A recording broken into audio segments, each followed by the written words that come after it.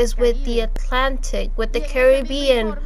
And in that same report, they say that 87% of drug trafficking that goes to the United States, that goes to the north, is through the Pacific, through the Pacific Ocean, where Venezuela doesn't have any coastline. So why is Venezuela being accused of, out of 13% of drug trafficking that crosses through the Atlantic, from the south to the north? From that 87%, only 13% will cross, and from that 13%, the report says that only 5% pretends to go through Venezuela, and Venezuela is one of the countries that has fought the most against drug trafficking, that has seized tons of drugs, that has detained drug traffickers, because since the DA was expelled, we could detain drug trafficking in our territory.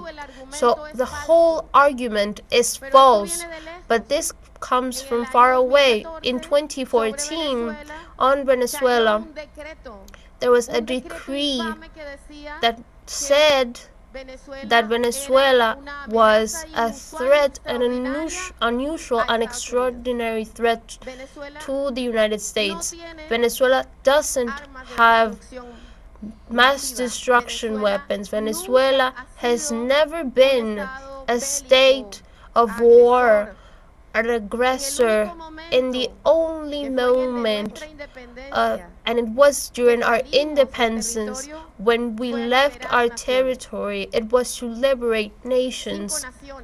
5 nations where we expelled the Spanish Empire from our Americas, the Libertarian Army to which all of the people joined, all of the people from the Americas joined, but we have never gone to even take 1 centimeter of land to anybody. We have never left to violate people.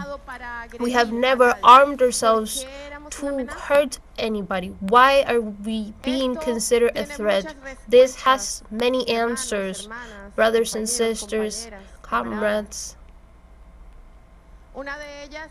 One of the answers is that Venezuela has the petroleum reservations that are the biggest in the world, and unfortunately, the elites, the oligarchy, imperialism is a consumer, an obsessive consumer that doesn't feel full, and it's addicted to stealing the petroleum of other people. So the fact that we have those reservoirs is one of the reasons.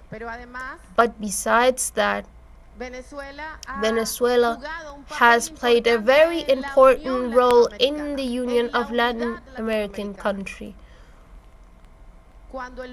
When the imperial plan was to impose ALGA, the area of free commerce for the Americas, whose arm was also the Colombia plan, the whole plan of, and I quote, fighting against drug trafficking in the whole region, drug was produced by Colombia, even if the Colombian people are fighting against that, but there's 9 military bases in Colombia. So the military bases are not an impediment.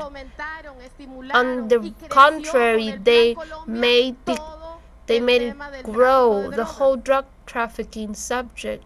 The area of free commerce for the Americas was the control of the whole continent, with one armed forces, the one of the United States, with the delivery of all of the richness of all of the land, from the Argentinian Patagonia all the way up to Rio Bravo. But it turns out that in that moment of imposition of that organization, Hugo Chavez came. and in Quebec, in Canada, in the Summit of Presidents, to which Cuba was not invited because it was the only voice of dignity in the region at that time. So for the first time, a president came to the summit and had a dignified position, and Hugo Chavez said,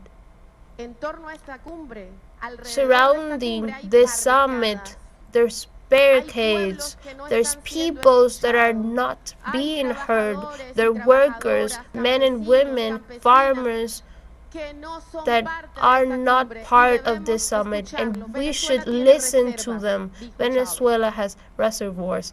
Chavez said, in 5 years after, in the next summit, the ALCA disappeared. It was defeated.